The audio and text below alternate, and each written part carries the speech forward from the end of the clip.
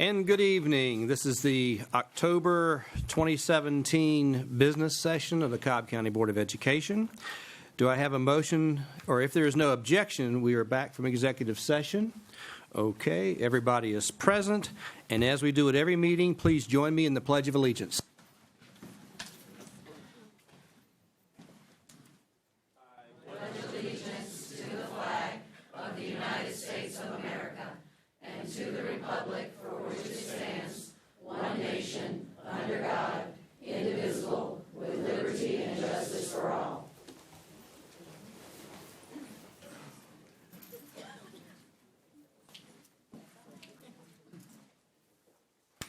Thank you, everyone. And next we have board recognitions. Yes, sir, Mr. Chair, members of the board. Yes. I'm sorry, Mr. Chair, do we not have a inspiration? Is it come next?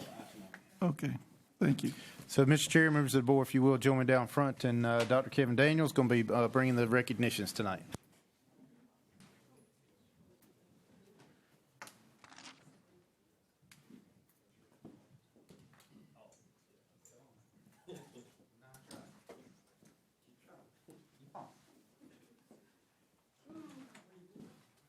Thank you, Mr. Chair, members of the board, Mr. Superintendent. We're going to begin our recognitions tonight with the Cobb County School District Transportation Department. October the 16th through the 20th was School Bus Safety Week. The week provided an opportunity to highlight the importance of bus safety and of our bus drivers who safely transport about 80,000 students every day. Our bus drivers travel more than 70,000 miles and make more than 42,000 bus stops each day as well. I'd like the following Transportation Department personnel to please stand when I call your name. Executive Director of Transportation, Rick Grisham. Associate Director of Operations, Carol Valentine. Associate Director of Fleet Maintenance, Mike Warner. Our regular education school bus safety skills champion and the Georgia State runner-up, Michael Graham. Our special needs school bus safety skills champion and the Georgia State runner-up as well, Alan Melton and Rose Joseph. Alan and Rose will be competing at the Nationals in March in Texas.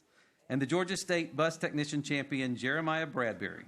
He will be competing at the Nationals in Columbus, Ohio in November as part of the America's Best program.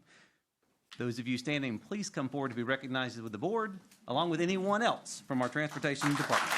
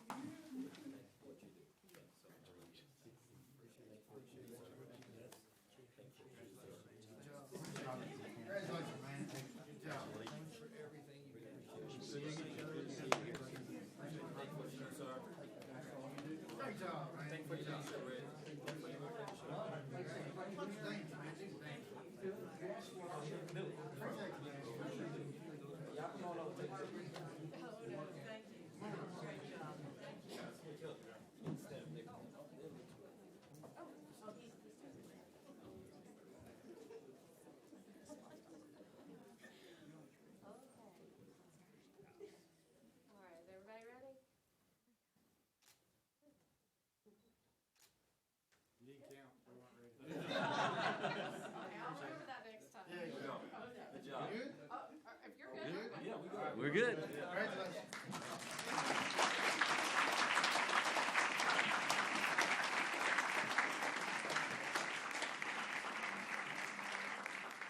We are thrilled to announce the Georgia Library Association and the Georgia Library Media Association recognize Campbell High School as the recipient of the Judy Saratella Exemplary Library Media Award. Campbell High School has an outstanding media program in Learning Commons. The media specialists provide engaging and instructional programs for the students and for the staff, and they serve as leaders in their profession. At this time, the board would like to congratulate the following Campbell High School staff members.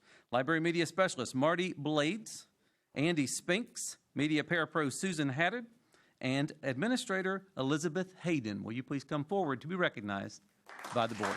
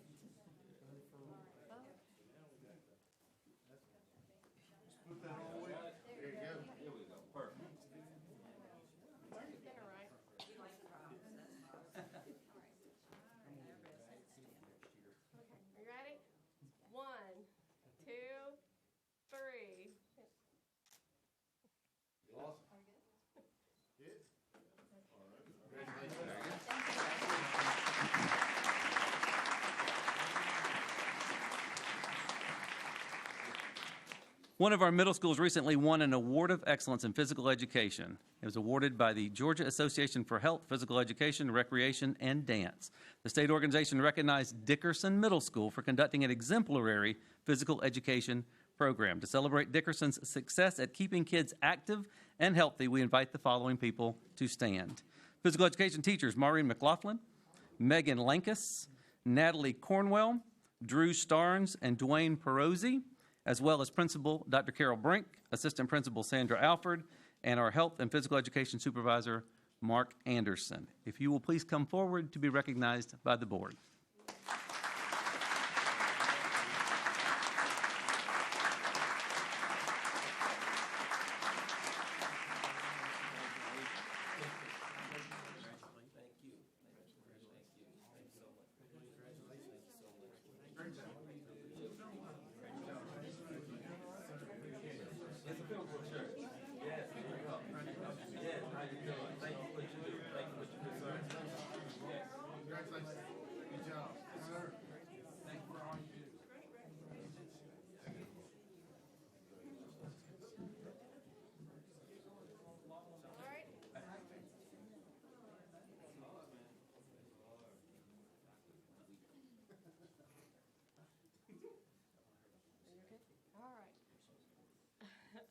Okay, 1, 2, 3.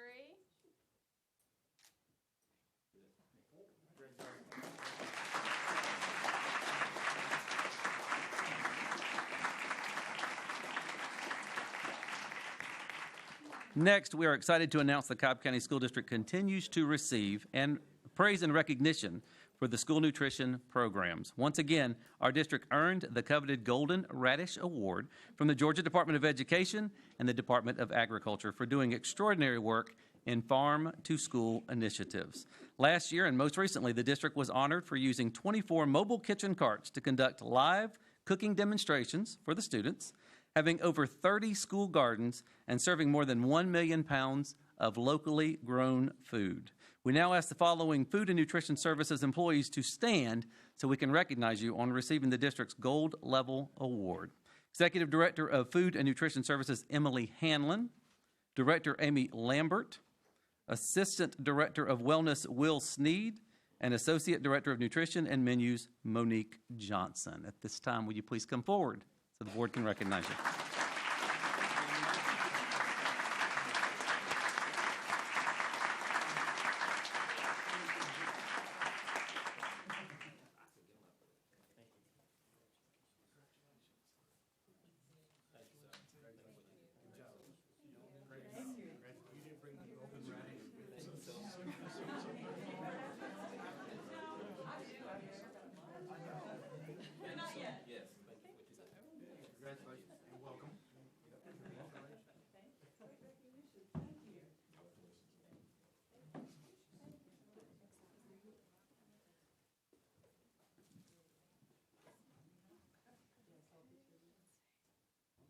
All right, 1, 2, 3.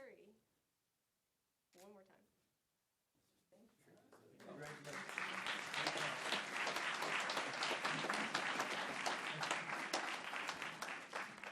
We are thrilled to announce that the U.S. Department of Education named both Dickerson Middle School and Dodgen Middle School as 2017 National Blue Ribbon Schools. Dickerson and Dodgen are among an elite group of only 9 schools recognized in the state of Georgia and of only 342 Blue Ribbon schools across this nation for this past year. The U.S. Department of Education recognized Dickerson and Dodgen as exemplary, high-performing schools. That means they're among the state and the nation's highest performing schools. We would first like to recognize Dickerson Middle School. We'll ask you stand, and that way we can recognize you. Principal Dr. Carol Brink, Assistant Principal Sandra Alford, and the teachers in the room, Rebecca Johnson, Tara Thiem, Jackie Roche, Jennifer Addard, Maureen McLaughlin, Megan Lankus, Natalie Cornwell, Drew Starnes, Dwayne Perozzi, and if there are any other staff for Dickerson, stand as well. And all of you please come forward so the board can recognize you.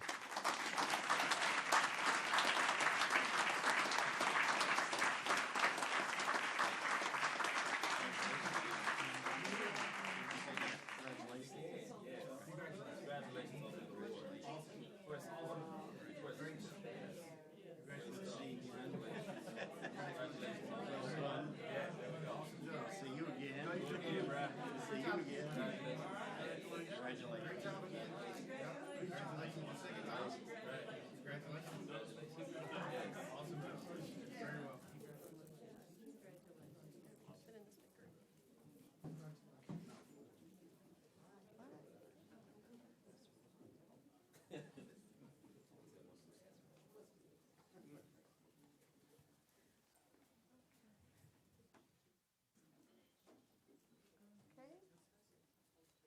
1, 2, 3, and one more. Well, I think we're good with that one. Very good.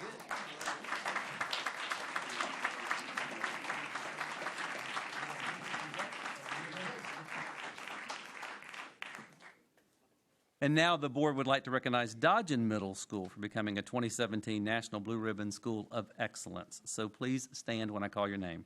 Principal Dr. Laura Lee Hill, Assistant Principal Gary Jackson, Teacher of the Year and 8th grade lead teacher Sherry Denard, French teacher Marlo Sharp, Counselor Tanya Martin Gatlin, and Counselor Office Clerk Tricia Oaf, as well as any other members of the Dodgen staff that are here tonight. Please stand and come forward and be recognized by the board.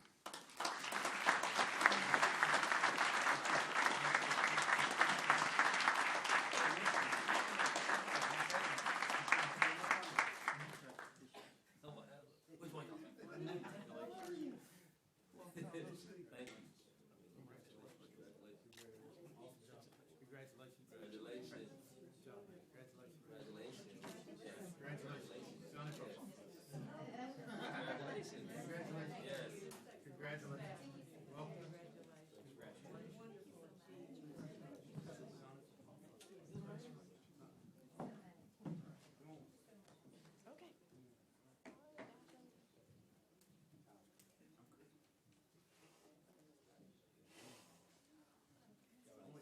One more.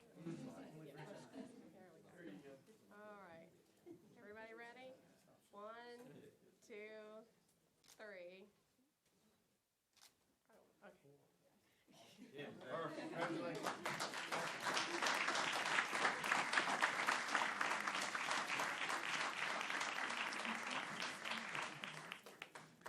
Congratulations to everyone who received recognitions this evening.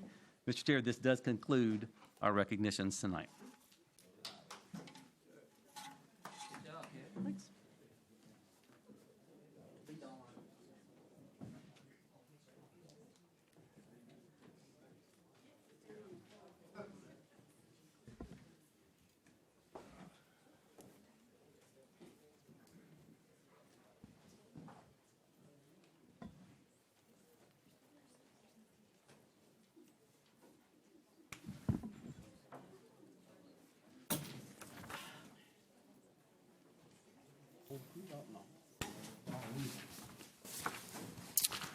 Thank you. All right, let's move on to public comments. Mr. Doyle. Thank you, Mr. Chair. And a few reminders to the board. We actually have our maximum of 15 speakers tonight. And with the maximum time allotted of 30 minutes, I presume we would have 2 minutes per speaker, Mr. Chair? Yes, sir, 2 minutes. Okay. Under policy BCBI, board members, just be reminded this is the community's opportunity to address the board. Policy does not permit board members to address the community at this particular time, as you know. So let's get started. Our first speaker tonight will be Corey Davis, who will speak about the district response to her son. And just to make it, let everyone take advantage of their time, I'll call the next speaker as well so they can get started right afterwards. Ryan Catter will be the second speaker. Thank you. Good evening. My name is Dr. Corey Davis. I'm here to talk about my son, the district's response to our family, and some recommendations moving forward. On September 22nd, my 10-year-old son was called a slave during Civil War Day. Although it was optional, students were encouraged to dress up and simulate the Civil War, and because of this, he was called someone's property. Our area superintendent did assure me this activity would be removed from the school, but after requesting a letter several times, I did receive one. In the letter, it said the costuming aspect of the Civil War Day would be removed, but only from my son's school. The letter did not mention the district's commitment to diversity. It did not try to make my family feel comfortable, did nothing to suggest unity or purposeful inclusiveness. But most importantly, it did not say that the district would no longer practice this activity. So I would like to present 5 recommendations that I believe you have in front of you. Number 1, I think that we should remove the dress-up portion for Civil War Day from the entire district. There are no known benefits to keeping it, but there are many known risks. You have a chief academic officer, a chief of staff, a chief of technology, a chief financial officer. I'm suggesting the district needs a chief diversity officer. Number 3, we need to add specific diversity language to the strategic plan. These goals should be measurable and attainable so that all the schools will know that diversity and matters such as this are important to the district. Number 4, we need to provide professional development for the district on how best to teach sensitive curriculum like the Civil War, slavery, and Holocaust. 5, I would prefer us to hire an expert to come to my son's school to help these 5th grader students digest what they've experienced in a healthy way. I would like to thank you for the time listening to me, and I sincerely hope that we can bridge the gap that this unnecessary activity has caused. If we are one team, one goal, I hope that we are like that for all the students. Thank you. Our next speaker is Ryan Catter, who will discuss Big Shanty, followed by Marna Crane. My name is Ryan Catter. My name is Ryan Catter, and I'm in 5th grade and in Big Shanty. I am proud to be a Big Shanty Eagle because I can focus and learn. This school is better than my Florida school because there are activities like the school dance, the garden gala, and the book fair, and many more. I also like that we are a green school and the things we do to help the world. I love the nice teachers at the school. They help us learn every day, like me. I went to small group to co-talk. Miss Yates, Miss Crane, and Dr. Luskery are some of the greatest people I've met. They help us stay focused so we will be ready for the next grade. They have done a great job. Thank you. Thank you for your attention.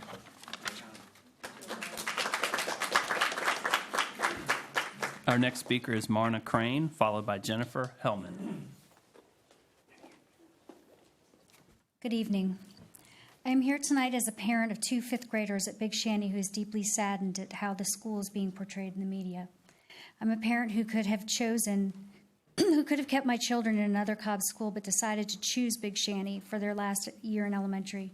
I'm a parent of 2 boys who tell me that this school year is the best they've ever had and who can't stop telling me about how much they love the teachers and the crazy, silly Dr. Luskery and Mrs. Yates. I want the board to hear from a parent's perspective just a few of the amazing things that happen every day at Big Shanty. Did you know that the 5th grade students are working on a year-long STEM project called Watershed Wonders, where classes adopt a piece of land around the school to study the effects of pollution on our watershed? Did you know that Big Shanty has a school-wide behavior incentive system where students are broken into teams that compete against each other to earn parties and other prizes? My boys are both on the Crowned Eagles team and haven't stopped talking about winning the first 9 weeks party with special guest star Bo Bird from Bojangles. They are also very excited about earning Eagle Bucks from their teachers for exemplifying the school expectations and couldn't wait to show me the neat things they were able to purchase at the school store with their Eagle Bucks.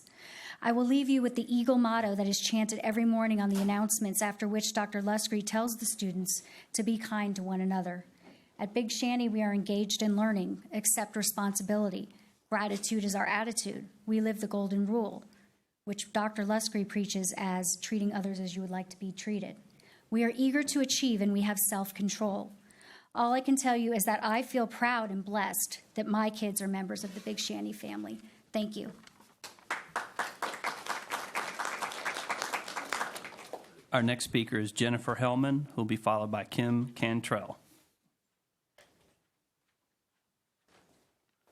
Good evening. I'm here tonight as a proud Big Shanty 5th grade teacher, and I want to share with you the amazing evolution of Big Shanty Elementary as I have experienced it.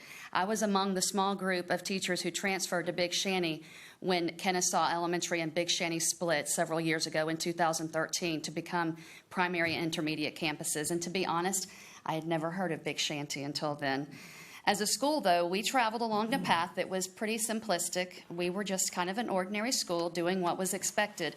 But that changed at the onset of 2012-2013. Beginning that year, we started an amazing transformation that continues to this day. Within a short time, Big Shanty was on the move from just an ordinary school to a very extraordinary one. And behind every ordinary school that becomes extraordinary is a leadership team that serves as a beacon and inspiration. Dr. Kelly Luscre and Mrs. Nile Yates have been at the helm of our ship as we have achieved these significant benchmarks of success. In 2012, they came aboard and quickly recognized that our school had great potential to be so much more than ordinary. We've embarked on so many journeys since they have joined us. Together, we are a proud positive behavior and support system framework school, and we are fully operational after only 4 years. Another significant accomplishment is that we are a green ribbon school, and we were recognized by the Georgia DOE for this, and Superintendent Richard Wood was one of the dignitaries who visited us to see our accomplishment. We are also a proud STEM certified school, and we continue our endeavors. There are so many more accomplishments, but I want to share that I believe wholeheartedly that we would not be the school we are today without our amazing administration.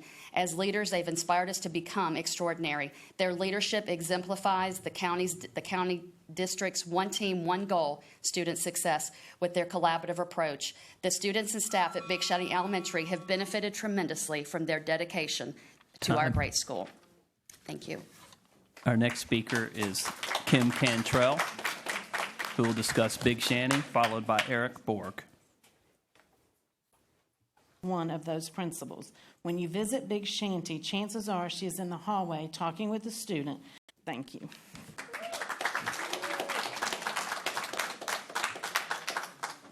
Eric Borg will discuss Big Shanty, followed by Caroline Holko. Thank you. I want to thank the school board and also all those who have delivered their comments. Like spouses of other teachers, I see my wife who gets up at 5:15 in the morning and her colleagues who get up every morning and make their way to their prospective schools. I have observed over the years the triumphs and successes, as well as the occasional drama and stresses that educators enjoy or endure serving and interacting with students and parents. As a side note, I'd like to offer a humble and heartfelt apology and a belated apology to all of my teachers and all the stress that I put them through. One of my sons is a student at McCleskey Middle School, and every time I enter the school, I see J. Del Pass Theater in there. As the principal of Mountain View Elementary School, I believe that I received more paddlings from him than probably the rest of the school combined. But one of the things that stands out to me at Big Shanty Elementary is a spirit of diversity, a spirit of acceptance, openness, and overall goodwill. You can feel it when you walk in the hallways or when you enter the classrooms. In light of some of the current events that have transpired, one of the unintended consequences of that is many comments denigrating the teachers, denigrating the staff, and it is a very grievous task to be born to be your own advocate. I'm grateful for those that have served as advocates for Dr. Luscre, Dr. Yates, and I just want to thank all of those teachers who quite often are unsung heroes in the lives of those of our students. Thank you very much. Our next speaker is Caroline Holko, who will discuss repudiation of racism in CCSD, followed by Doris Jarman. Good evening, members of the board. My name is Caroline Holko, as you mentioned. I sort of signed up to speak on a spur of a moment because the first thing that we opened with was an incident where a young child of color was told to his face in a Civil War dress-up activity that's already of spurious educational value that he was someone else's property. There are plenty of other schools in Cobb County that still manage to teach the Civil War without engaging in this sort of activity. And there have been a lot of people singing the praises of Big Shanty Elementary School, which I'm sure, or intermediate school, which I'm sure is most times an absolutely lovely place. However, this was a grievous error on their part. This activity should have never happened. The district should have a policy about cultural sensitivity. And the district should be willing to repudiate this form of racism in its entirety.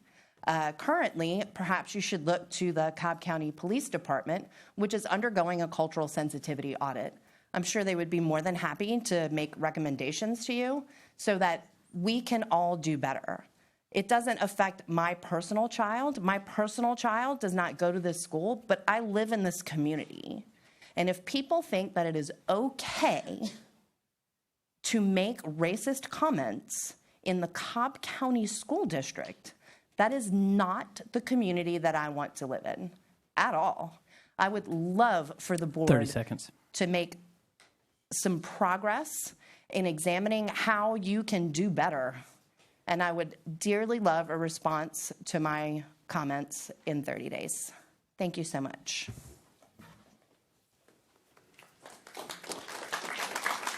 Our next speaker is Doris Jarman, who will be followed by Evelyn James.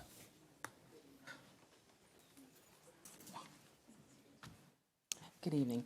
I am a parent in the Cobb County School District. I have 5 children. My kids have attended school in the Kennesaw area since 2005.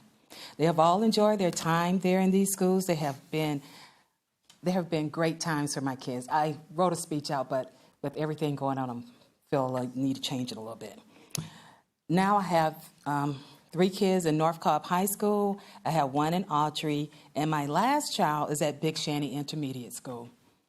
Because of her siblings, and she saw the joy and enthusiasm that they had when they were at Big Shanty, she could not wait to attend. My fourth grader, she has embraced Big Shanty. She is running with all the opportunities that are available to her.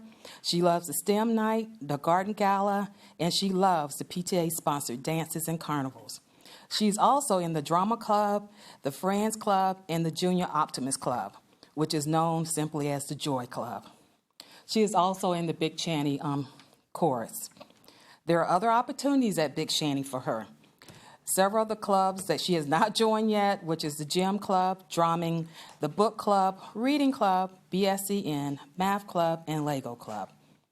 Now, there are issues in the world with everything. No one is perfect. If that was the case, we all would be walking on water. But what I can say about Big Shanty, and I have been there a long time, 30 seconds. as they all say, you have 5 kids there. There's not one disparaging thing that I can say about Big Shanty. Everybody has been fair and equal, and I have not seen a moment that the teachers and the principal have not embraced their students and given them the best opportunity possible. Thank you.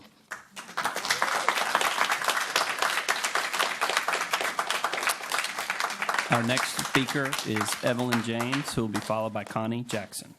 Good evening. My name is Evelyn James. I'm a current teacher at Big Shanty, and I am the parent of a former student at Big Shanty who was part of the student government. My daughter submitted a letter to many of you on the board that I've been asked to read because we currently live in Woodstock and she cannot read it. My name is Kelsey James Phillips. I'm currently a 7th grader. From 3rd grade through 5th grade, I attended Big Shanty Intermediate. I absolutely loved it there, and to hear that you are getting a different description of Big Shanty just doesn't make sense to me. My mom says that all the things going on lately are very adult and that I shouldn't worry about it, but I do. I reminded her that, like Big Shanty, she has taught me that being silent when things are not right can be just as damaging as the actions of others. I want to tell you about the amazing things we learned during Civil War Day, but I think all the good has been blemished by it being referred to as a Civil War dress-up day. So I want you to know my Big Shanty. My Big Shanty is a place where students are encouraged to be kind to one another. We were encouraged to speak up if we saw something wrong or someone being wronged. We took our issues to our teachers and were guided in how to solve our differences. At my Big Shanty, students had a voice, and we could bring our concerns to our teachers, counselors, and administrators. We knew that every adult in the building cared about us and our well-being. At my Big Shanty, I felt safe. I knew that my teachers would protect me at all costs. At my Big Shanty, teachers are caring and encouraging. They encourage our learning in and outside of the classroom. Our differences were celebrated in ways that often amazed us. They blended those differences in ways that we all felt special and heard. I can go on, but more importantly, I want to encourage you to visit and experience my Big Shanty. You would quickly see that it's a place where Big Shanty Eagles are engaged in learning, that they are taught to accept responsibility, to demonstrate gratitude in their attitude, live the golden rule, they're eager to achieve, and they have self-control. Although I have graduated from Big Shanty, I know that Big Shanty will always be a part of my life. Once an Eagle, always an Eagle.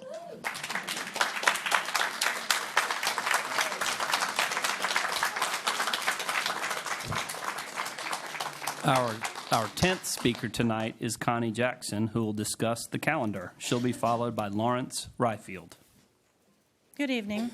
I would like to urge the board tonight to pass the balanced calendar, but more importantly, well, nothing's more important to me, but I would like to also urge the board to pass it with a rolling calendar so that we don't have to be back here. Well, we all have to be back here, but so we don't have to do this again in 2 years.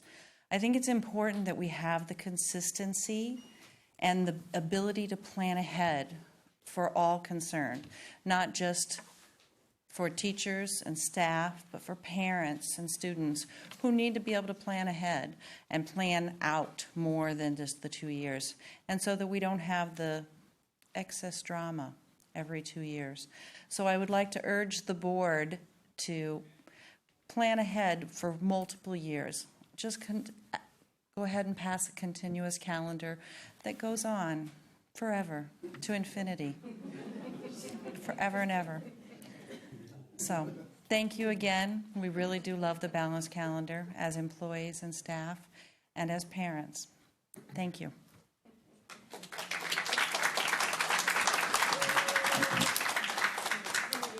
Next is Lawrence Ryfield, who will discuss special needs in Cobb, followed by Lauren Gunnels. Yeah, I'm basically looking to kind of create dialogue, hopefully spark dialogue about some of the issues with the special needs programs here in Cobb County.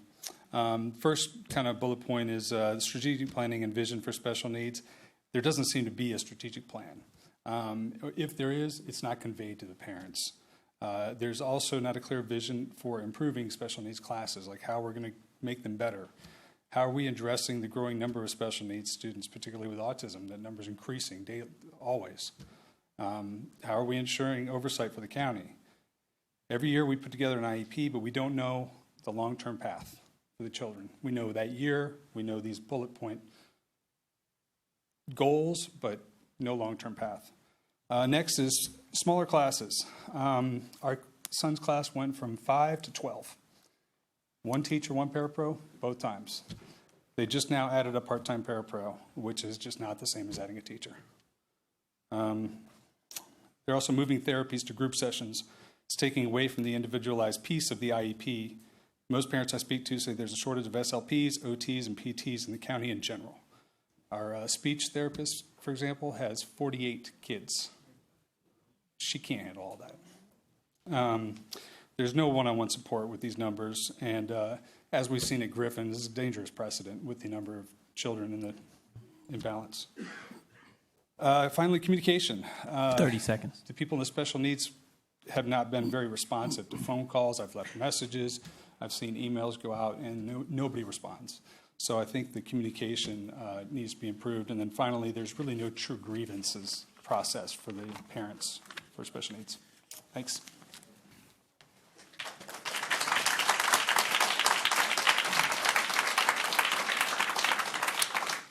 Our next speaker is Lauren Gunnels, who will discuss special needs, followed by Brunessa Drayton. Hi, my name is Lauren Gunnels. First, I'd just like to say that I come from a family of educators. My grandmother was a principal and a teacher. My mom was a teacher and was on the school board. So I understand the struggles that you must face in meeting the needs of every child, and especially with budgetary constraints, trying to get an adequate and good education for every child, including special needs children. However, I can tell you that as a parent with a child on the autism spectrum, I've seen firsthand the effect on her education and her progress by the lack of resources, the lack of funding for special needs programs. Having gone through several IEPs, I can tell you they're not pleasant experiences for parents, probably for teachers and therapists as well. I've been very disappointed by the attitude, the lack of collaboration, and the lack of care for the educational standards of students with special needs and the supports that they could be given. And additionally, for the supports for kids who could be making progress, education, learning, and making good progress with the right supports and the right services. There are parents who have moved from Cobb County. There are parents that are currently considering moving from Cobb County because these IEPs, which should be a collaborative process between parents and educators and therapists, is now becoming a combative and frustrating process. The last IEP that I sat through was over 6 hours. 30 seconds. We want to make Cobb better. I love Cobb County. I don't want to move from here. My children love Cobb County. I would just tag team with the couple that was just before you, the one-on-one support, and the other services are in drastic need of attention. And I would say that my ask for you is to take a look at the funding and allocation, and please report back to the community on what services and how we can make the programs better. Thank you. Our next speaker is Brunessa Drayton. Good who will evening. discuss Delta Sigma I am Theta, Brunessa. and she'll be followed by Lisa West. Thank you. Good evening. I am Brunessa Drayton, a member of the Marietta Roswell Alumni Chapter of Delta Sigma Theta Sorority, Incorporated. I am chair of the Social Action Committee, one of several committees that serve as the heart of what our organization is all about, which is service to the community. Delta Sigma Theta is a private, not-for-profit organization whose purpose is to provide assistance, support through established programs in local communities throughout the world. Since its founding, more than 200,000 women have joined the organization. The organization is a sisterhood of predominantly Black, college-educated women. We have chapters here in the United States and throughout the world. Marietta Roswell is one of those many chapters, and we provide impactful programming in Cobb, Cherokee, and North Fulton counties. The major programs are based upon the organization's five-point programmatic thrust, of which includes educational development. Locally, we host an annual 10-month program for girls ages 9 to 17, where we focus on things such as self-esteem, empower them to think about careers in science and technology, and introduce basic financial planning, to name a few. Marietta Roswell also hosts an annual team forum for over 250 youth, and we also provide scholarships annually to young women pursuing a college education. This year, we will reward $50,000 in scholarships. Our presence this evening is to state that we are a willing partner in this community to do our part for our children. Our chapter has over 600 members, and we've been in the community for over 30 years. 30 seconds. We realize that it takes a village to raise a good citizen. Thank you for your time and opportunity to express our priorities during this public comment. Thank you.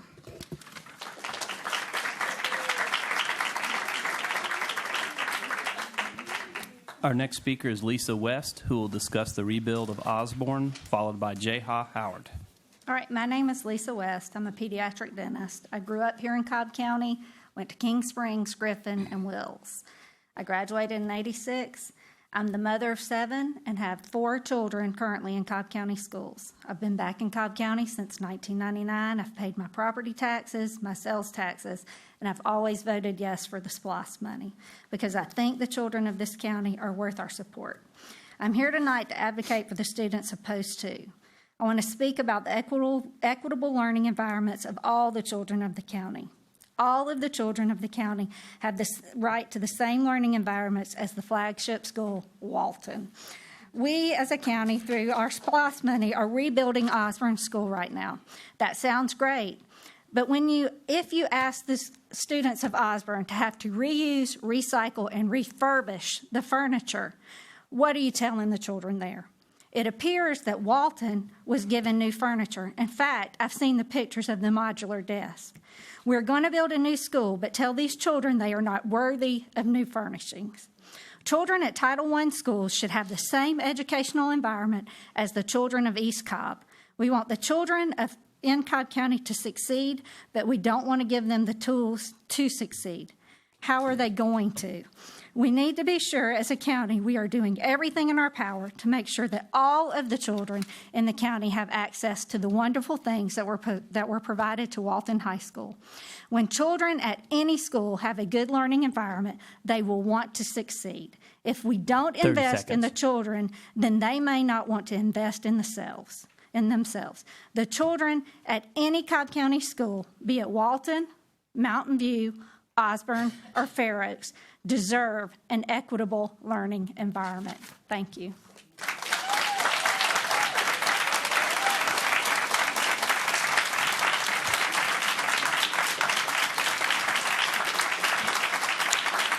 And finally, Mr. Chairman, our final speaker of the evening, Jaha Howard, who will discuss SPLOST 5. Hey, how's it going? Jaha Howard, a pediatric dentist in Vinings, live in Smyrna, Cobb County resident, children in the system. Just appreciate what you all are doing. Wanted to just thank the board so far for working on transparency when it comes to SPLOST implementation. I think we all can agree that there's always room for improvement, so we thank you in advance for, as SPLOST 5 goes into implementation mode, that we seek out, search for ways to engage the community so that we know exactly what's going on. We have a clear picture of priorities, clear understanding of how decisions are made. That way we can minimize rumor, and we can kind of work together to our common goal. Also, just want to stand with our parents who are concerned when it comes to access to resources for special needs. I would love for the board to communicate with the community to let us know what we can do to maybe engage the state so that we can have better resources and better access and to resources for our parents with special needs. As a pediatric dentist, this is a population that's very near and dear to me. We know that it's complicated, but it doesn't mean that there is no solution. So I think together we can find that, so we look forward to working with you. Thank you.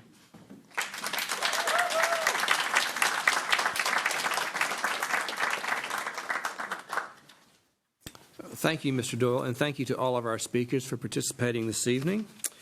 And now it is time for approval of the minutes for the October 11th, 2017 board work session. And if there are no objections, okay, then the minutes are approved.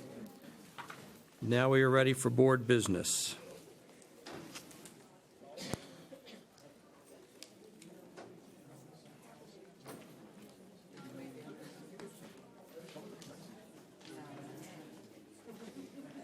All right. F&T. All right. All right. Mr. Sweeney will bring us the F&T committee, the Facilities and Technology Committee report. Thank you, Mr. Chair. And unfortunately, I was unable to attend the F&T committee meeting. Mr. Banks did attend, but since there was no SPLOST items to consider, there's no other report. Thank you.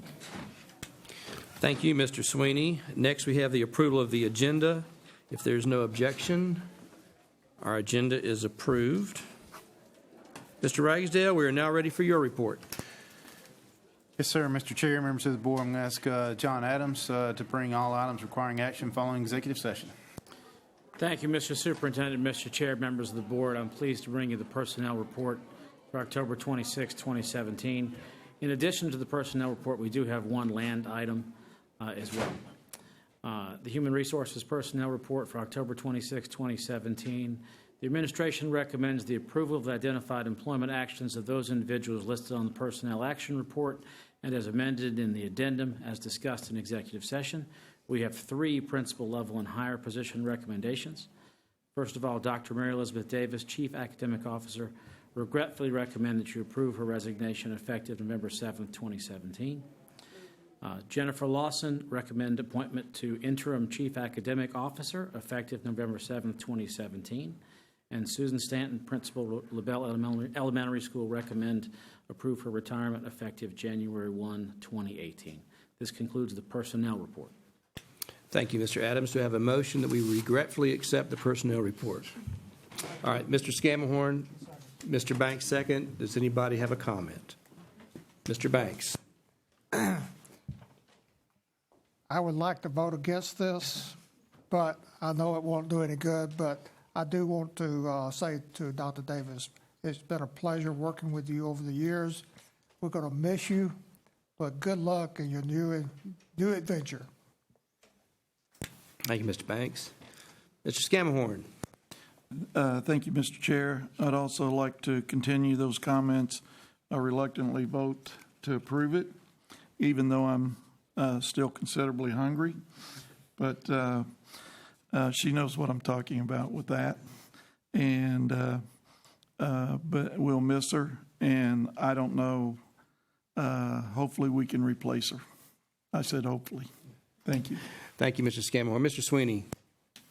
Thank you. I will reluctantly support this recommendation, and I do wish you the very best. Our loss is Henry County's gain. Thank you.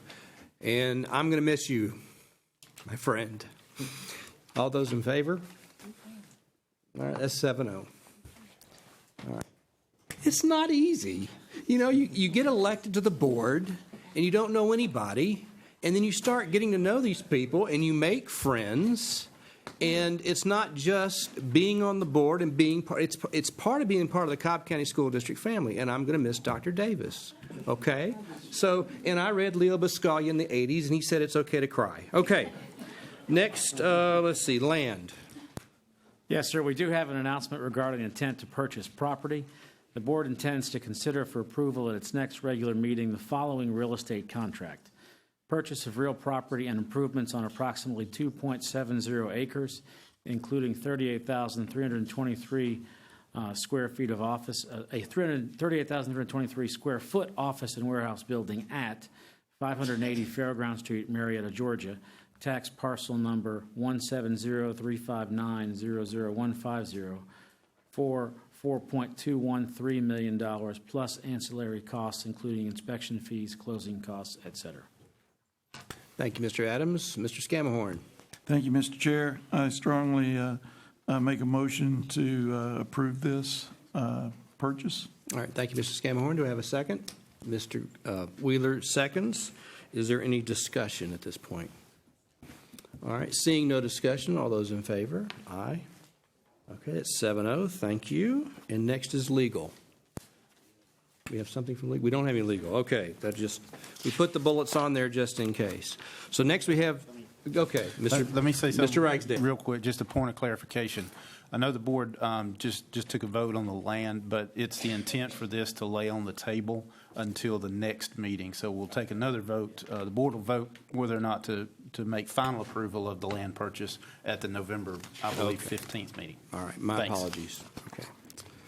So now we have board agenda items, Mr. Ragsdale. All right, we have the consent agenda without objection. All right, that passes. And now we have item number 1. Yes, sir, Mr. Chair, members of the board. Nothing has changed since the presentation of this item. This is the calendar recommendation that you have before you. Again, just to reiterate, this calendar is using the template of a start date of August 1st, regardless of which day that occurs on, unless it's on the weekend, of course. And we have yet to start school on Saturday or Sunday. So we will move that to the following Monday, should the first fall on a Saturday or Sunday. And then it does have in it the full week of September break and also the full week in February break. And then the other breaks as normal of any calendar. And so you have before you 2 calendars, 18, 19, and 19, 20. And again, that is the template that we have presented to you as August 1st start date of each year, regardless of day. Okay, Ms. Thayer. Thank you, Mr. Chastain.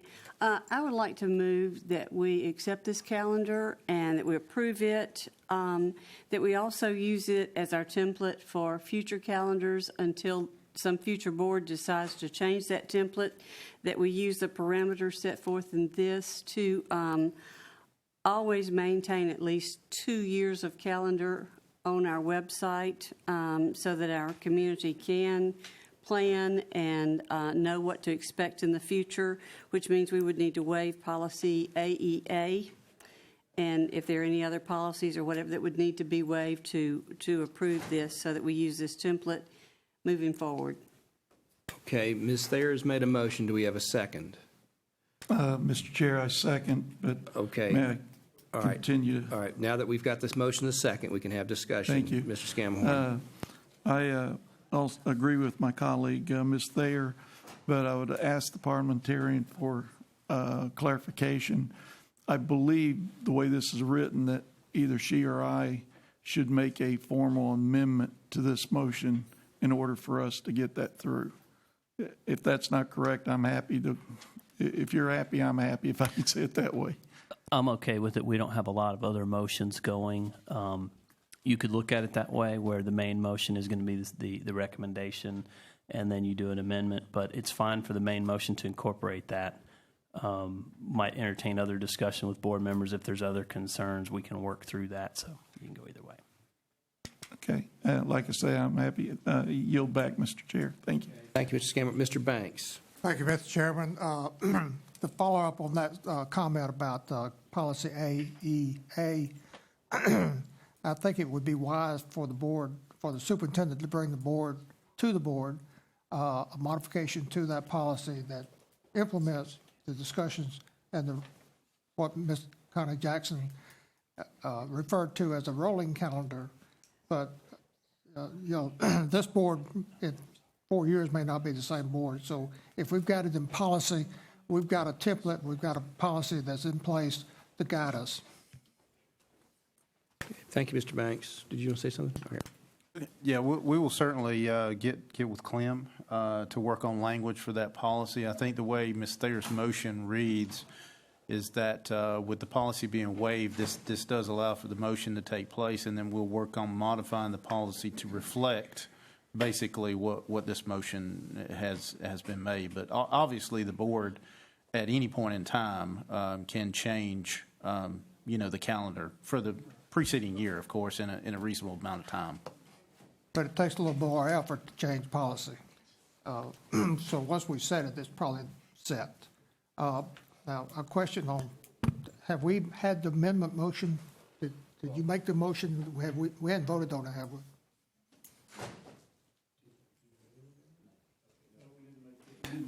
Well, we didn't need the amendment because the way the motion was made and seconded, it incorporates all of this. In other words, Ms. Thayer made the motion to accept the calendar, to amend AEA, and propose the rolling calendar. So I think that rolls it all into one, and with that comes the modification of the policy. Right? It's like ragu sauce. It's all in there. Just one clarification. It's not amending the policy, but it's waiving policy AEA. Right. Yeah. All right. So any more discussion? All right. Mr. Morgan. Thank you, Mr. Chair. My question is, I got a couple of emails from parents who have children in the magnet school at South Cobb High School.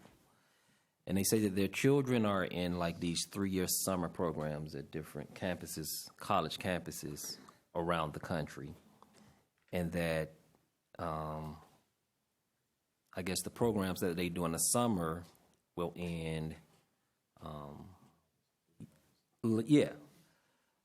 Are there any remedies, waivers, exceptions made for those children who are getting, that type of academic enrichment in the summer as it relates to the calendar? Because the parents, what they communicated to me, they were a bit perplexed about how they're going to, how can they maneuver that to make sure that the kids are not missing first 5 days at school, but they still want their children to continue through. Essentially, what one parent told me was like a pipeline. Pretty much, this program gets you into, some pretty prestigious and elite schools if you're invited and you're in this type of program. Are there any maneuverings or exceptions or waivers that can be done for parents or children who might be in this mix?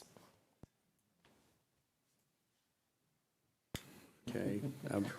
I'm sorry, but I think you're the guy that has to answer it. Well, I was hoping you were going to take a stab at it at first anyway.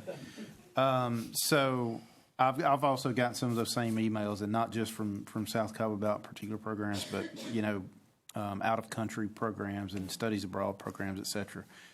And so the short answer is there's no way for us to maintain our current requirements in the calendar, and that's not necessarily the breaks, but the way that we have to structure the calendar to get a late enough start to incorporate a late enough start to successfully be able to address all of those concerns. There are certain things, without going into the weeds, that can be worked out with parents, for specific instructional purposes and those kind of things on a case-by-case basis. There's not something in policy necessarily. There's not something that you can point to say that here's what you need to do, but there are things that can be worked through on a case-by-case basis. Okay, that's the answer. Any other questions? You got Mr. Sweeney. Thank you, Mr. Chair. I would just want to repeat some questions that I asked of the superintendent during our work session, so these won't come as a surprise. Is there any academic benefit to a particular calendar?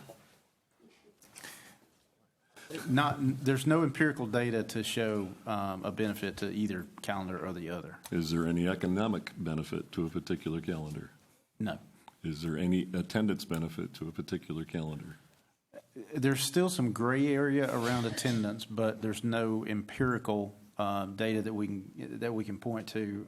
Dr. Katua is not in here. He had worked on some of the attendance data from last time, but it did show a slight uptick, but there's nothing that, it's not like it went from 70% to 120%. Exactly. If that's possible. Okay. Yeah. And then to echo and piggyback on some of the things from Mr. Morgan, I know you've gotten some of these emails.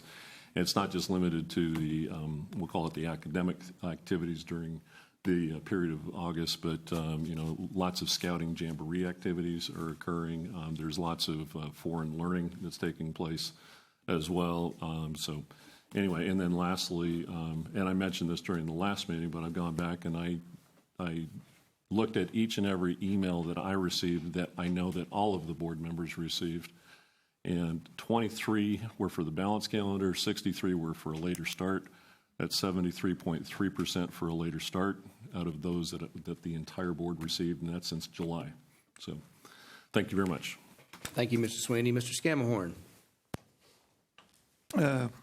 Thank you, Mr. Chair. I just wanted to say that, I believe this board works well together, and I believe that we are receptive to the needs of the community, as diverse as and big as Cobb County.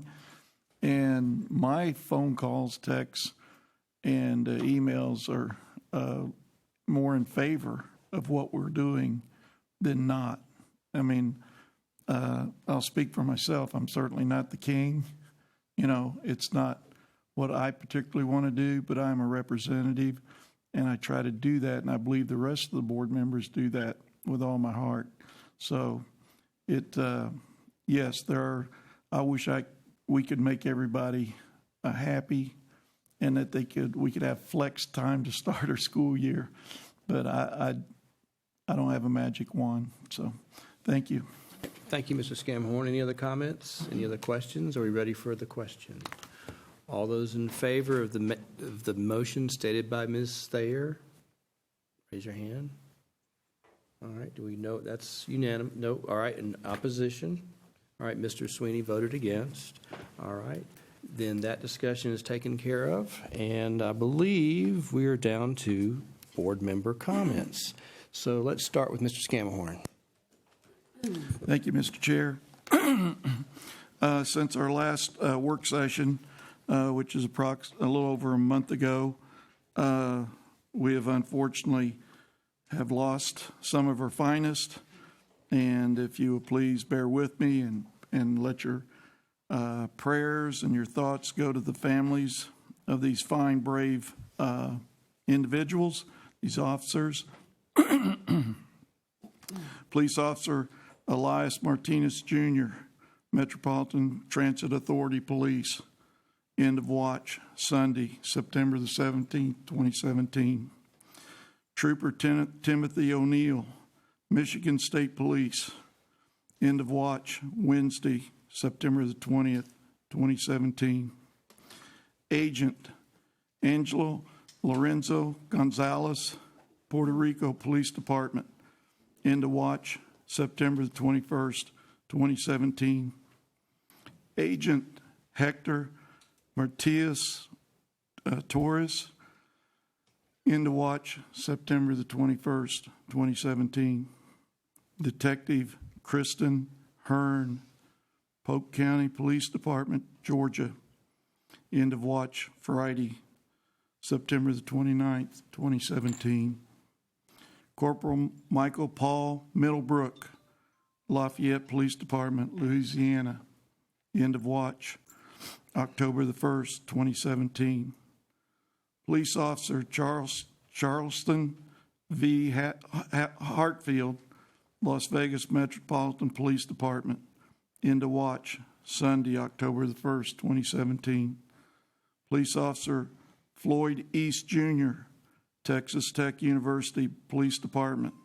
End of watch, October 9th, 2017. Sergeant Michael Shannon Roberson, Christina Healthcare System Department. End of watch, Thursday, October the 12th, 2017. Correctional Officer Justin Smith, North Carolina Department of Public Safety. End of watch, October 12th, 2017. Corrections Enterprises Manager Veronica Darden, North Carolina Department of Public Safety. End of watch, Thursday, October the 12th, 2017. Police Officer Marcus Anthony McNeil. End of watch, Friday, October the 13th, 2017. Police Officer Craig E. Lanier. End of watch, October 13th, 2017. Police Officer Justin A. Leo. End of watch, October 21st, 2017. Trooper Daniel K. Ribman. End of watch, Tuesday, October 24th, 2017. That's a total of 15 in just a little over a month. And unfortunately, we're not getting below the average each month that we lose them. That's an increase. I was here recently just about 10 or 11. Now we've increased that to 15. Please keep your thoughts, prayers for the families and these officers' friends, that because without them we wouldn't have a society, a free country, and the privileges that we have. So, Mr. Chair, I'd also like to change to a little lighter note. Dr. Mary Elizabeth Davis, I think this board, with all due respect, has made a tremendous mistake in letting her go.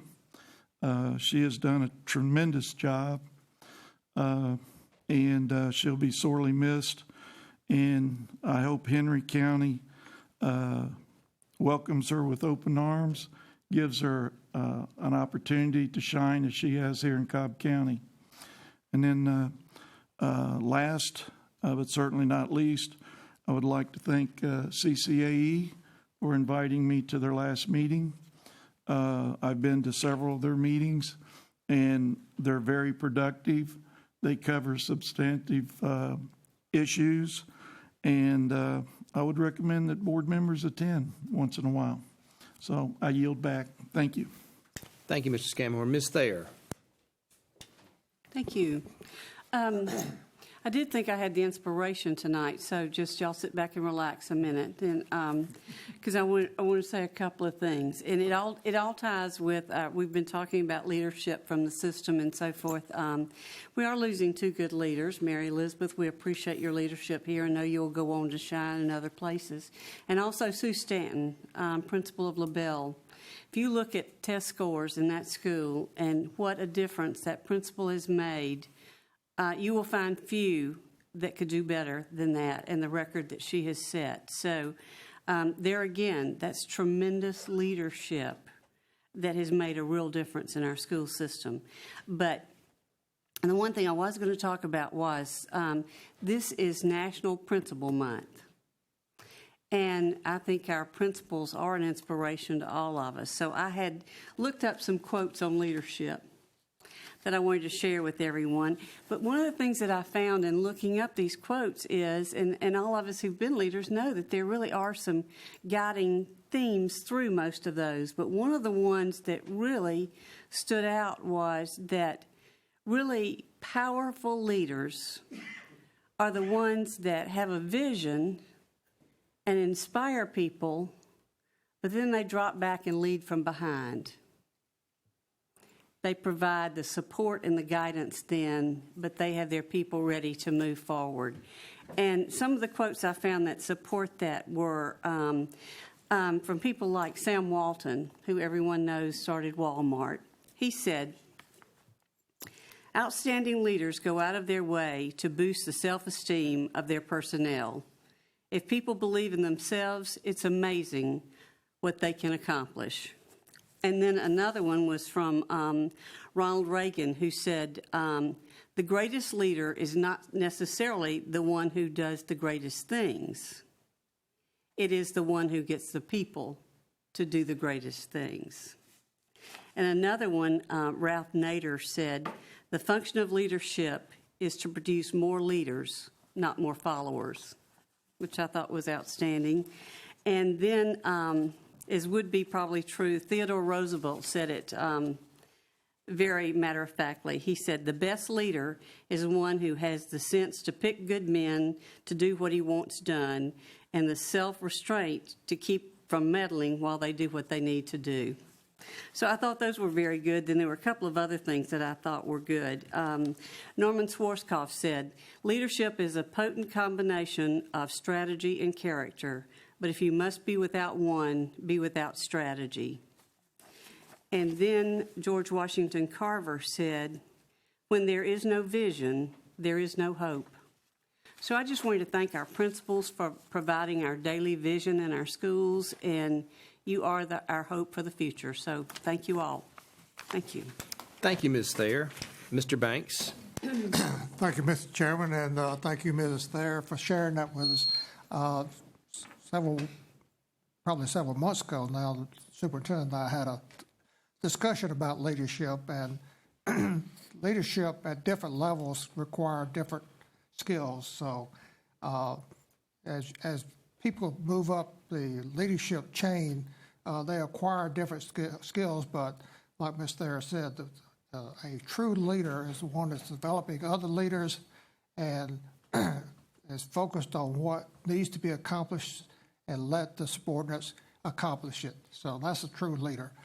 I also want to thank the F&T for letting me attend the F&T committee meeting this month at Walton High School. The committee got the opportunity to take a tour of the new school. Many of them had not seen the inside yet. And also I gave each board member a copy of the splash chart and the table showing of our revenues. And for this year, starting in May, we started exceeding what we collected in the months in 2016. And I expect that will continue to increase as we go into 2018. Also, I want to remind the public that we would actually be far ahead if we had not had the $60 million taken out because of the car sales tax was moved to a car fee. So we lost that $60 million. If we had the $60 million, we would probably have to stop collecting in 1 to 2 months in 2018. So hopefully we'll close this gap, which is about, so far it's about 9.6%. I think we'll close that down probably close to 5% or less. So we're making progress. As everybody knows, housing is booming. There's a lot of cranes around, a lot of businesses being built. So I think next year our revenue will be much better. Thank you, Mr. Chairman. Thank you, Mr. Banks. Mr. Wheeler. Thank you, Mr. Chair. First off, I'd like to mention about the Harrison High School Hoya volleyball team. Had the pleasure of attending last night's match against the Pope Greyhounds, and it was a well-played, hard-fought game, outstanding by both squads. it's amazing to watch those kids play. This isn't a PE class. This is really quality performance. I'm looking forward to going Saturday afternoon to the state championship. They're playing Alpharetta. I believe they played them last year too. If you get a chance to go see that, that's something to see. Games at Marietta High School. Second, I'd like to recognize Tobias Hames and Khalil Kenton. They're Hillgrove High School band members, and they've been selected to the 2018 Army All-American Marching Band. This is quite an honor. There's like thousands of kids across the country apply for this. I know Hillgrove's had some in the past that have gone to this thing, but congratulations there. Hillgrove Band's setting out great performances all over. And concluding, congratulations, Dr. Davis. We wish you well. It's been a pleasure working with you, and thank you for your service. Thank you. Thank you, Mr. Wheeler. Mr. Morgan. Thank you, Mr. Chair. First, I want to say, go back to when we did recognitions, and I wanted to just underscore, like, what our transportation, what we do. I bet you most parents in the morning, when they put their kids on the bus, they don't have a second thought about kids getting to school and getting back safely. And when you just think about just how that is just like such an integral part of what we do, and I think that their excellence kind of desensitizes us, to think that they're getting there every day, getting the babies to school, getting them home, and sporting events when it's raining, when it's dark, and I don't think that, I heard, in one place I heard, if I had 1,000 tongues, I couldn't thank them enough. So I just want to say that it really dawns on me, especially when you have school-age kids, making sure they get back and forth to school. I'm donning Pebblebrook High School. They gave me a T-shirt. It's a really nice shirt, and I want to thank Mr. Joshua and that staff over there. And finally, I'm not going to cry. I'm not really a crying dude, but I'm just saying I'm not a crying dude. Some of us just aren't as sensitive as others. Right. Now, listen, I'm going to have a moment of transparency. It might not go over super well. That's all. That's a moment, bro. There have been times that we've had people leave our district, and I say thank you, and it's out of obligation. I just like a professional courtesy. But really, doesn't really make don't make a bigger difference to me. Like, good. And that's the truth. It's meant to people like, hey, thank you. I hope you do this, you do that. But it's obligation. It's just professional courtesy. But this one is truly different. It is you cross paths with people and you connect. More than just, okay, let's do this, where are we going with this? You really connect. And I think the thing that gravitated me the closest to Mary Elizabeth was that I know in her heart of hearts, she believes that all children can learn. Like, some people just give it lip service. Like, it's just the thing to say. It's just, hey, all kids can learn. But when you look at actions, words, they don't line up. With Mary Elizabeth, they do. It's no doubt in my mind that she's going to go to Henry, and she's going to set it on fire. She has a work ethic that is unparalleled. She's smart as a whip. And those children and that community and the grown folk there are going to be better because of who and what she is. As my colleagues have said, it's bittersweet, but I believe when someone is talented, you have to let them blossom into other ventures and things of that nature. I'm going to miss you deeply. The person that will be sitting there in that seat, they have big shoes to fill, and I just look forward to seeing great things out of Henry County. Thank you, Mr. Chair. Thank you, Mr. Morgan, and I know that deep down you're a whole lot more sensitive than you reveal. All right, Mr. Superintendent. I'm sorry, Mr. Sweeney, forgive me. You're forgiven. I know. Throw me off. I don't know what to do. Mr. Morgan rattled me. All right. Thank you, Mr. Chair. I want to extend appreciation to Dr. Amanda Ritchie, principal at Brumby Elementary School, for hosting a town hall last evening at her school. There's about 150 plus people in attendance, and also for the administration supplying the staff members that were there as well in support of that event. To Wheeler High School, I want to wish the seniors there much success with their senior projects. They're coming up. It's really a phenomenal program that they do there. Walton Lady Raiders will be playing for the state championship this Saturday at Marietta High School. We wish them the best. And the Walton High School football team is undefeated and will be playing Etowah this Friday evening. And then lastly, congratulations again to Dickerson and to Dodgen Middle School with their awards as being recognized as National Blue Ribbon Schools. Thank you very much. Thank you, Mr. Sweeney. Now, Mr. Superintendent. Absolutely. Thank you, Mr. Chair.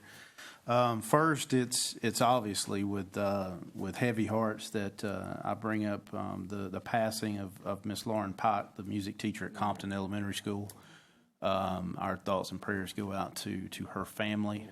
She leaves behind a 3-year-old and a 3-day-old baby. So certainly our thoughts and prayers go out to that family. Many of you have mentioned the competitions we've got. You've already mentioned Harrison versus Alpharetta and Walton versus Etowah in volleyball, and then also softball playing tonight, Allatoona versus Pope and Kennesaw Mountain versus East Coweta, and we wish them the best of luck. You know, it's some of you came, and it's the Teacher of the Year pep rally and breakfast. We appreciate the chamber, number one, putting that on, and I always take the opportunity to give a shout out to Ed Voles because that is just such an awesome partnership they have with education, that they provide not just the district Teachers of the Year, but the level Teachers of the Year as well. So they provide all 4 Teachers of the Year a car-free lease for a year. And I just can't say enough that, and they do other things for all employees as well. So I just greatly appreciate their partnership. I always love that event. Growing up and still going to Baptist church, there is not another event like that happens in any Baptist church in the country, I can guarantee you. But it's an awesome event, and I just really enjoy getting to be able to talk to the Teacher of the Year.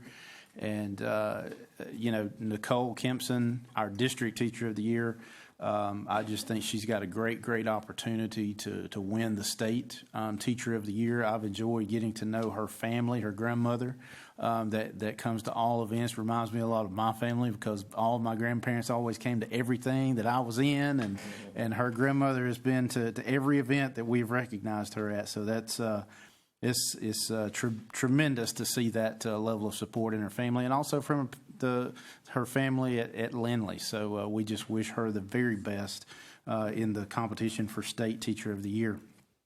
And then many of you have already said, Dr. Davis, Mary Elizabeth, MED. I won't say the other names we call her, but it's been an honor to have you on the executive cabinet. We definitely will miss you. We know you'll do great. It's a great accolade for our district that, this is the 3rd superintendent we've had within 12 months. And then, of course, Philip Page is a finalist in Paulden, and that would be 4 if he goes to Paulden in 12 months. And while it's a great accolade, I'm quite simply sick and tired of it. So I'm just saying. But in all seriousness, I've enjoyed. I'll miss you. I'll miss the camaraderie we've had in executive cabinet, but we know that you'll do great things in Henry. and I certainly look forward to that. And I will say that I had the pleasure, as Mr. Sweeney was there and Mr. Cameron as well, to nominate her for a position on a GEC committee that superintendents and board members go to. And in her absence, she was approved without objection. So I took great pride in that. You might call it hazing, or you might not. I don't know what you might refer to that as. But certainly wish you the best of luck. And again, I appreciate the relationship that we have between myself and the board. The calendar is kind of a great example of how we don't always necessarily agree on the exact way that we get to a place, but we always wind up getting there. And I just can't say enough about our relationship that is able to transpire and be laid upon the rest of the district, because if our relationship is not what it is and what it needs to be, then the rest of the district suffers. And so with 15,000 employees and 112,000 students, I can't say enough about the relationship that we have that allows all of our great people to do what they do. So thank you, Mr. Chair. Thank you, Mr. Superintendent. I'm sorry, Mr. Banks, and I wrote it down. Mr. Banks, one more. Thank you, Mr. Chairman. To take off on what Superintendent said about grandparents. Grandparents are what make us good.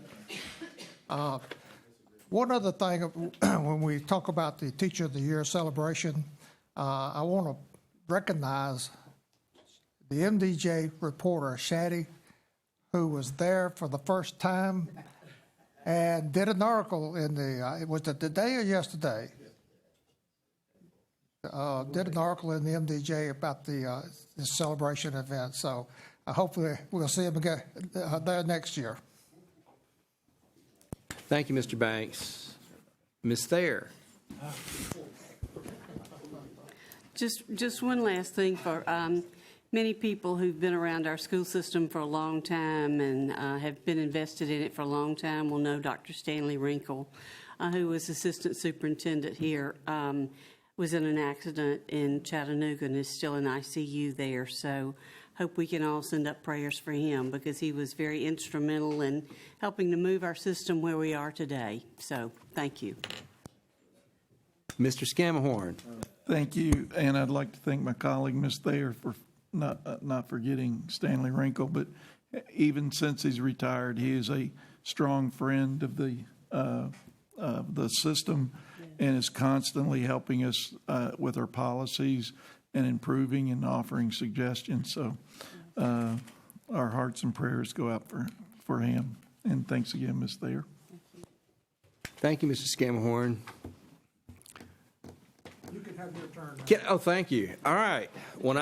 When you think of the song Orange Blossom Special, who do you think of?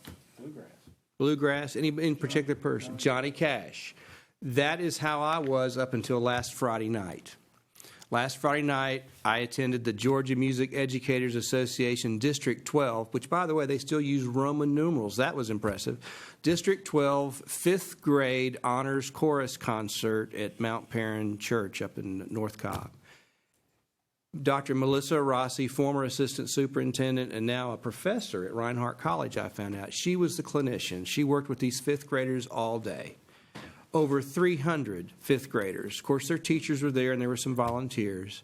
But she organized those kids into a wonderful concert with limited choreography. And when they got to Orange Blossom Special, that is the vision now I will carry with me, because she got those kids.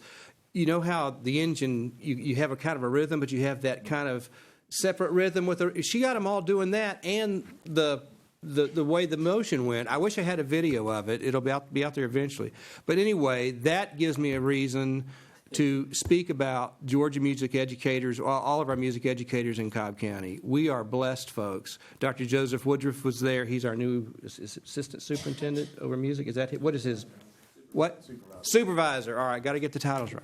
But anyway, it was a great opportunity to see what these people do, and you figure that these kids spent the whole day working on the music, and at 6 p.m. that night, they were up in the choir loft, and they were doing a wonderful concert, and it just was fantastic. So I use that as a reason to thank all of our music educators for what they do, because, you know, music education is called connections.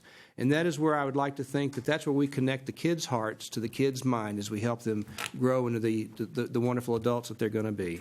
And I'll just say again, thank you, Dr. Davis. And part of it is because she listens. People say, well, you know, Mr. and I'm still not used to being called Mr. Chastain, but I get the emails or the phone call. Can we do this? Or why does this not work? And I'm not sure. And so Dr. Davis will sit and listen and explain to me why it's so complicated, which now I've kind of learned. But she's interested in what's going on. And if something can't be managed immediately, she was a person who said, well, let's figure out how we could work towards making this happening. And so I thank you for listening, and thank you for being supportive and for all that you've done. And I think with that, we're adjourned.